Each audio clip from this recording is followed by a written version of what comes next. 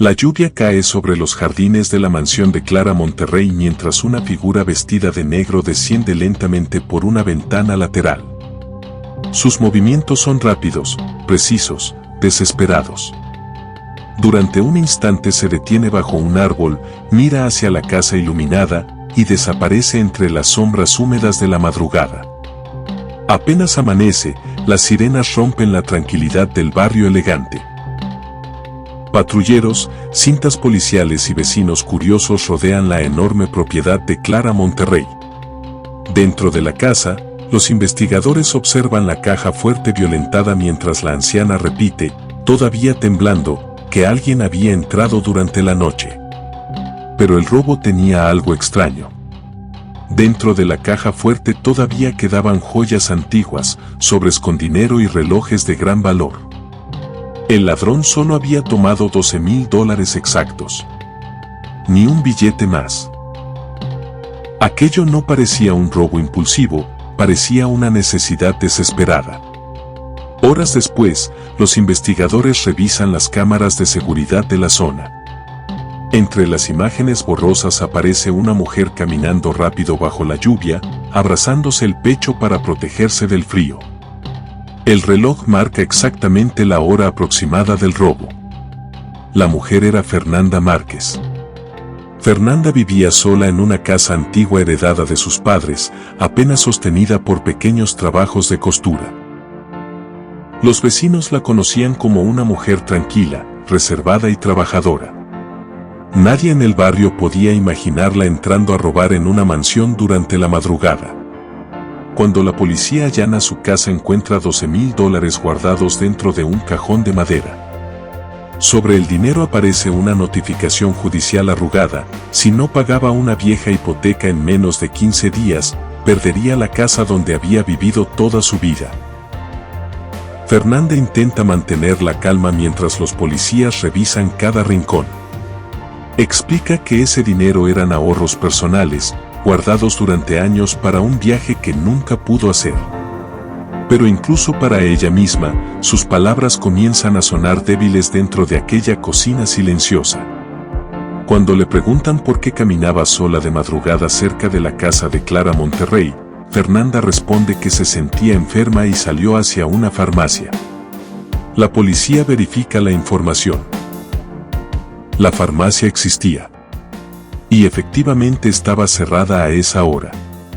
Aún así, los investigadores no le creen completamente. Algo en su mirada cansada, en sus silencios largos y en la manera en que abrazaba sus propios brazos parecía esconder una verdad mucho más profunda. Esa misma tarde, Fernanda Márquez es detenida frente a todo el barrio. La noticia explota rápidamente en los diarios locales. Costurera acusada de robar a Clara Monterrey. Los vecinos comienzan a murmurar en las veredas, en las panaderías y en los almacenes. Algunos sienten pena. Otros disfrutan secretamente ver caer a alguien conocido. En una casa humilde ubicada a varios barrios de distancia, Ricardo Serrano lee lentamente el periódico sentado junto a una vieja estufa. Al ver la fotografía de Fernanda detenida, su expresión cambia por completo. Entonces dobla el diario cuidadosamente y queda mirando el vacío. Ricardo vive solo desde hace muchos años. Trabaja como fontanero y evita relacionarse demasiado con la gente del pueblo. Los vecinos lo describen como un hombre correcto, silencioso y algo triste. Nadie recuerda haberlo visto acompañado por una mujer en muchísimo tiempo. Esa noche Ricardo no logra dormir. La lluvia golpea las chapas del patio mientras vuelve a mirar una y otra vez la fotografía de Fernanda en el diario. Hay algo en sus ojos cansados que él reconoce inmediatamente. No era codicia. Era desesperación. A la mañana siguiente, el inspector Duarte ordena nuevos peritajes dentro de la mansión de Clara Monterrey. Algo del caso lo incomoda profundamente. El robo parecía demasiado extraño, demasiado limpio, demasiado exacto. Como si detrás del dinero existiera otra historia mucho más grande. Los peritos encuentran entonces una huella digital sobre el mármol húmedo de la ventana por donde escapó el ladrón. Afuera, en el jardín embarrado, también aparecen marcas de zapatos grandes hundidas profundamente en el suelo mojado por la tormenta. Cuando Duarte observa las huellas del jardín siente una incomodidad inmediata. Fernanda era una mujer pequeña, delgada, de pasos cortos. Sin embargo, aquellas marcas parecían pertenecer a un hombre más alto y pesado. Por primera vez, el caso comenzaba a cambiar de dirección. Horas después llega el informe de la huella digital encontrada en la ventana. El nombre sorprende a todos en la comisaría. Ricardo Serrano. Duarte relee el documento varias veces antes de levantar lentamente la mirada hacia los demás oficiales. Esa misma tarde un patrullero se detiene frente a la casa de Ricardo. El hombre abre la puerta antes incluso de que golpeen. No parece nervioso ni sorprendido. Simplemente observa a los policías como si hubiera sabido desde el principio que tarde o temprano llegarían. Durante la requisa encuentran junto a la estufa unos zapatos todavía manchados con barro oscuro. Uno de los oficiales los levanta cuidadosamente usando guantes mientras otro toma fotografías. Para cualquiera dentro de aquella habitación, las pruebas parecían definitivas.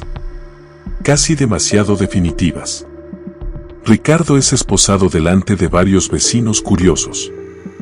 Nadie escucha protestas ni intentos de defenderse. Antes de subir al patrullero, Ricardo gira apenas la cabeza hacia la calle vacía. Como si estuviera buscando a alguien que nunca se animaría a acercarse.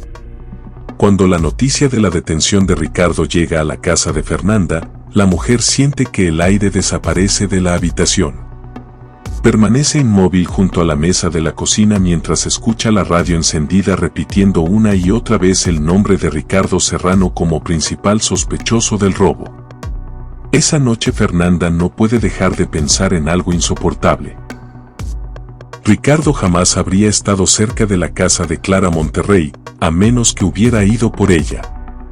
La idea comienza a crecer dentro de su pecho como una culpa silenciosa que ya no puede controlar.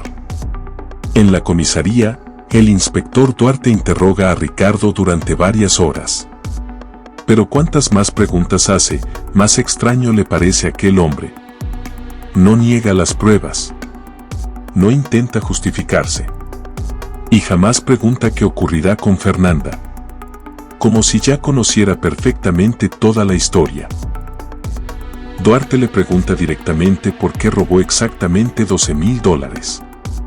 Ricardo permanece unos segundos mirando la mesa metálica antes de responder con voz baja, porque no necesitaba más. Aquella frase queda flotando en la sala como algo demasiado personal para tratarse simplemente de un robo. Mientras tanto, los vecinos comienzan a reconstruir versiones contradictorias del caso. Algunos aseguran que Fernanda y Ricardo actuaron juntos. Otros creen que Ricardo se obsesionó con ella y decidió robar para impresionarla. El pueblo entero parece disfrutar armando historias sobre personas que en realidad nunca conocieron. El inspector Duarte revisa entonces el pasado de Ricardo Serrano. Descubre una vida sencilla, sin antecedentes, sin deudas importantes y sin comportamientos violentos. Nada encajaba con la imagen de un ladrón dispuesto a entrar de madrugada en una mansión arriesgándolo todo por dinero. Una madrugada, Duarte encuentra una antigua fotografía escolar olvidada dentro de un archivo municipal. En la imagen aparecen dos adolescentes abrazados bajo unos árboles durante una fiesta de primavera. Duarte acerca lentamente la fotografía a la luz. Eran Fernanda y Ricardo. A partir de ese momento, el caso deja de parecerle un simple robo.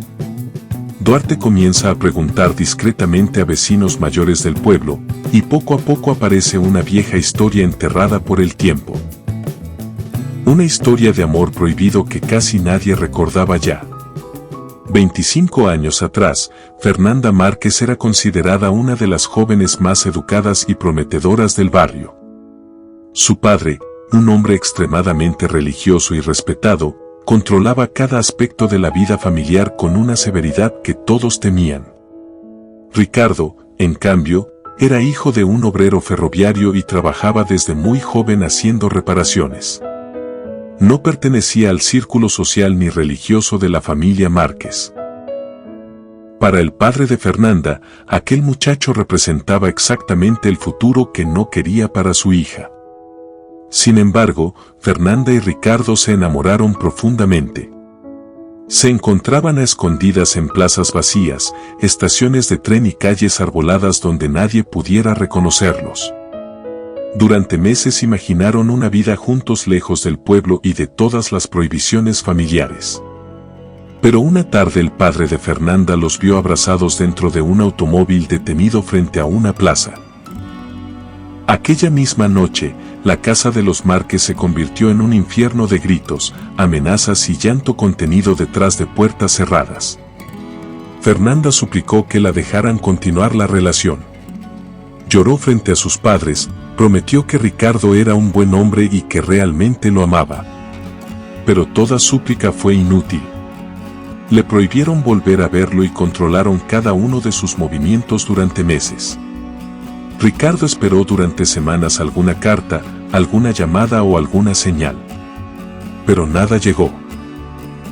Poco a poco comenzó a convencerse de que Fernanda simplemente había decidido abandonarlo.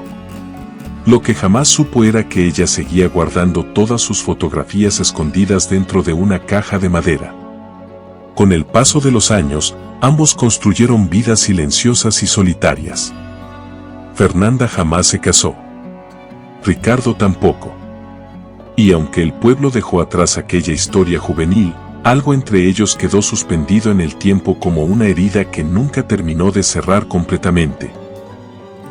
Cuando Duarte descubre todo aquello, comienza a mirar el caso desde otro lugar. Ya no observa solamente un robo. Ahora ve a dos personas separadas por décadas, atrapadas nuevamente alrededor de un secreto que ninguno parece dispuesto a revelar. Esa misma noche, Duarte vuelve mentalmente sobre cada detalle de la investigación. La cantidad exacta del dinero. Las joyas intactas. Las huellas demasiado evidentes. Y sobre todo, el extraño silencio de Ricardo. Entonces una idea perturbadora comienza a tomar forma dentro de su cabeza.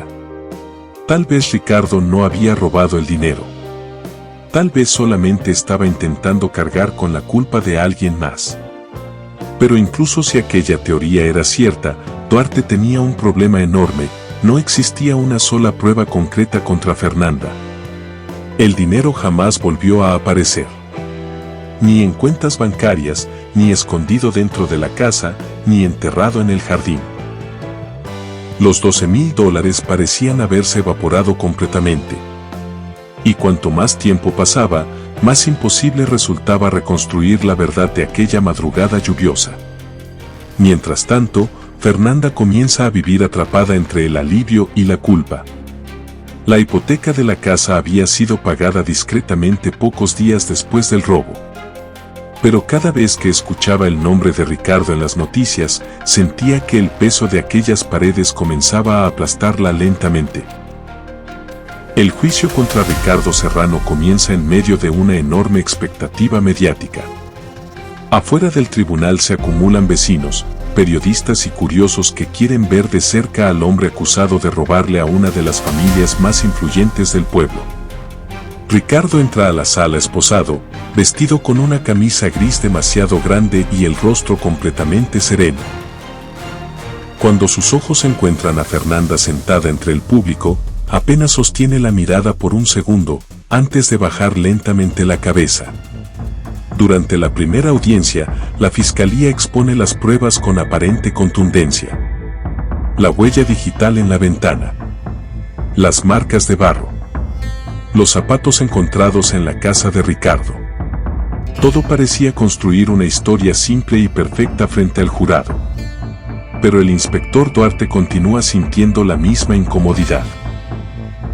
Cada vez que escucha la palabra codicia dentro del tribunal, observa el rostro silencioso de Ricardo y piensa que aquel hombre no tenía la expresión de alguien que hubiera robado por dinero. Cuando llega el momento de declarar, Ricardo sorprende a todos. No niega haber estado en la casa de Clara Monterrey. Tampoco intenta desacreditar las pruebas. Simplemente responde lo justo y necesario, como si hubiera aceptado mucho tiempo atrás el destino que ahora lo alcanzaba. Entonces el fiscal le hace la pregunta que todo el pueblo esperaba escuchar: ¿por qué robó exactamente $12,000? Ricardo tarda varios segundos en responder. Finalmente levanta la mirada y dice: porque era la cantidad necesaria. Nada más. Un murmullo atraviesa inmediatamente toda la sala. Duarte observa a Fernanda y nota cómo sus manos comienzan a temblar sobre el bolso que sostiene contra el pecho. Ella entendía perfectamente lo que Ricardo acababa de hacer. Y aquello la estaba destruyendo por dentro. Mientras tanto, Duarte comienza a revisar nuevamente los horarios del caso. Algo seguía sin encajarle. Según los registros policiales, las huellas de Ricardo aparecieron demasiado frescas respecto del momento estimado del robo. Como si hubieran sido dejadas horas después. Aquella posibilidad lo obsesiona durante días enteros. Una madrugada, sentado solo dentro de la comisaría vacía, Duarte finalmente pronuncia en voz baja la teoría que ya no podía quitarse de la cabeza. Ricardo plantó las pruebas. Pero demostrarlo era otra historia. El problema era devastador para la investigación. Aunque Duarte sospechara que Fernanda había cometido el robo originalmente, el dinero encontrado en su casa, ella decía que era de sus ahorros y no existía ninguna prueba directa que la conectara con la caja fuerte de Clara Monterrey. Legalmente, todo seguía apuntando a Ricardo. Poco antes de la última audiencia, Duarte decide visitar personalmente a Fernanda.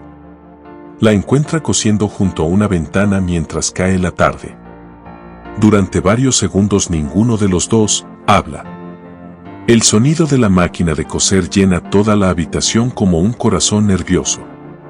Finalmente, Duarte le pregunta si todavía ama a Ricardo Serrano. Fernanda deja de coser lentamente, pero no responde. Solo mira hacia el jardín mojado detrás del vidrio. Ese silencio termina diciéndole al inspector mucho más que cualquier confesión. Antes de irse, Duarte se detiene junto a la puerta y le hace una última pregunta. ¿Ricardo está pagando por algo que usted hizo? Fernanda aprieta los ojos apenas un instante. Después responde con voz quebrada: Ricardo siempre hace lo que cree correcto. El inspector sale de la casa con la sensación amarga de haber entendido finalmente toda la verdad. Pero también comprende algo todavía más frustrante. Jamás lograría probarla. La historia real del robo estaba enterrada entre dos personas dispuestas a destruirse mutuamente por amor. El último día del juicio, el tribunal permanece completamente en silencio mientras el juez lee la sentencia final. Ricardo Serrano es condenado a 3 años de prisión por robo agravado y violación de propiedad privada. Fernanda siente que las piernas dejan de sostenerla. Cuando los oficiales se acercan para llevarse a Ricardo, él gira lentamente hacia donde está sentada Fernanda. Sus miradas vuelven a encontrarse después de tantos años perdidos. Ninguno sonríe. Ninguno llora. Pero ambos entienden exactamente lo que acaba de ocurrir. Ricardo intenta decir algo antes de salir de la sala, aunque finalmente calla. Fernanda da un pequeño paso hacia adelante, como si quisiera detenerlo. Sin embargo, los policías lo conducen hacia la puerta mientras las cámaras de televisión iluminan brutalmente todo el pasillo.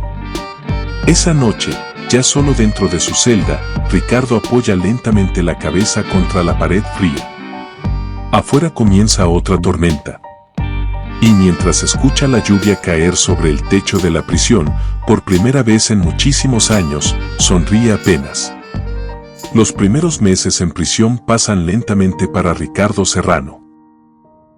Trabaja reparando cañerías y muebles rotos dentro del penal, habla poco con los demás internos y pasa largas horas mirando la lluvia caer detrás de las rejas del patio central. Fernanda comienza a escribirle cartas todas las semanas. Algunas tienen apenas unas pocas líneas. Otras son largas confesiones que nunca se había animado a decirle a nadie. Ricardo lee cada una de ellas en silencio y después las guarda cuidadosamente debajo del colchón. Con el tiempo, los rumores sobre el caso comienzan a desaparecer del pueblo. Nuevas noticias ocupan los diarios y la gente deja lentamente de hablar del robo a Clara Monterrey. Pero para Fernanda, cada día sigue girando alrededor de la ausencia de Ricardo. Una tarde de invierno, el inspector Duarte vuelve a abrir la carpeta secreta que nunca entregó al tribunal. Dentro conserva fotografías antiguas de Fernanda y Ricardo, informes policiales y una hoja escrita a mano donde puede leerse una sola frase: él cargó con la culpa. Duarte permanece largos minutos observando aquella frase. Sabe perfectamente que Ricardo probablemente no tomó el dinero original. Y también sabe que Fernanda jamás habría sobrevivido a la vergüenza pública y a la prisión. Por primera vez en su carrera, decide dejar un caso sin resolver completamente. Mientras tanto, Fernanda mantiene intacta la vieja casa de sus padres. Repara las paredes húmedas, pinta las ventanas y cuida el jardín como si estuviera preservando algo mucho más importante que una simple propiedad. Aquella casa se había convertido en el sacrificio de Ricardo. Durante las noches más silenciosas, Fernanda vuelve a mirar las antiguas fotografías escondidas dentro de la caja de madera. En todas aparece Ricardo sonriendo de una manera que el tiempo pareció borrar para siempre. Entonces comprende cuánto les había robado la vida. La mañana de su liberación amanece gris y lluviosa, exactamente igual que la noche del robo. Ricardo sale lentamente de la prisión llevando apenas una pequeña bolsa de tela con sus pocas pertenencias. Afuera no parece haber nadie esperándolo. Durante unos segundos permanece inmóvil observando la lluvia caer sobre la calle vacía.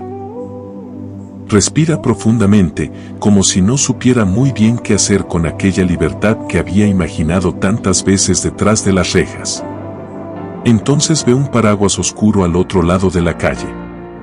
Debajo está Fernanda, quieta, sosteniendo el mango con ambas manos para disimular el temblor. Los años habían cambiado muchas cosas en ambos, excepto la manera en que seguían mirándose. Ricardo cruza lentamente la calle sin apartar los ojos de ella. Cuando finalmente quedan frente a frente, ninguno encuentra palabras suficientes para resumir tantos años perdidos, tantas noches de silencio y tanto amor enterrado debajo de la culpa. Fernanda es la primera en hablar. Con una voz apenas quebrada por la emoción, le dice: la casa sigue en pie. Ricardo baja lentamente la mirada y sonríe con tristeza. Porque entiende inmediatamente todo lo que aquellas palabras realmente significaban. Durante un instante, la lluvia parece borrar el resto del mundo alrededor de ellos. Ricardo levanta la vista nuevamente y responde en voz baja: vos también. Y por primera vez en muchísimos años, Fernanda siente que ya no está completamente sola. Fernanda toma la mano de Ricardo con una suavidad casi temerosa, como si todavía tuviera miedo de perderlo otra vez. Después comienzan a caminar juntos lentamente por la vereda mojada mientras los autos pasan indiferentes bajo la lluvia gris del atardecer. Desde un automóvil estacionado a media cuadra, el inspector Duarte observa la escena en silencio. Durante algunos segundos piensa en bajar, detenerlos y obligarlos finalmente a decir toda la verdad. Pero enseguida comprende que ya no tendría sentido hacerlo. Duarte enciende lentamente el motor del automóvil mientras ve a Fernanda y Ricardo alejarse juntos bajo el mismo paraguas. Entonces guarda definitivamente la carpeta del caso dentro de la guantera y murmura para sí mismo: algunas condenas también pueden ser una forma de amor. Esa noche, después de tantos años separados, Ricardo vuelve finalmente a entrar en la vieja casa de Fernanda. Observa las paredes, los muebles antiguos y las fotografías familiares como si estuviera regresando a una vida que había quedado detenida en el tiempo. Mientras la lluvia continúa golpeando suavemente las ventanas, Fernanda apoya lentamente la cabeza sobre el hombro de Ricardo. Afuera, el pueblo jamás conocerá la verdadera historia del robo. Pero dentro de aquella pequeña casa silenciosa, dos personas finalmente comprenden que todavía estaban a tiempo de salvarse mutuamente. La película termina. Pero la lluvia sigue cayendo sobre el pueblo como si quisiera borrar lentamente todo lo que ocurrió aquella madrugada. Y, sin embargo, algunas historias no desaparecen. Simplemente aprenden a vivir en silencio. Fernanda jamás confesó la verdad. Ricardo jamás intentó defenderse. Y el inspector Duarte entendió demasiado tarde que existen casos donde la justicia y el amor no siempre caminan por el mismo lado. Durante años, el pueblo creyó conocer la historia del robo a Clara Monterrey. Creyeron entender las pruebas. Creyeron entender el juicio. Creyeron entender la condena. Pero nunca conocieron la verdad completa. Nunca supieron que, detrás de aquellos $12,000, existía una vida entera construida sobre renuncias, silencios y un amor que sobrevivió incluso al paso del tiempo. Porque algunas personas dejan de verse. Dejan de hablarse. Incluso dejan pasar décadas enteras. Pero jamás dejan realmente de esperarse. Y mientras la lluvia golpea suavemente las ventanas de aquella pequeña casa argentina que todavía sigue en pie, Fernanda y Ricardo finalmente comprenden algo que la vida les negó durante demasiado tiempo. Todavía estaban a tiempo de salvarse mutuamente.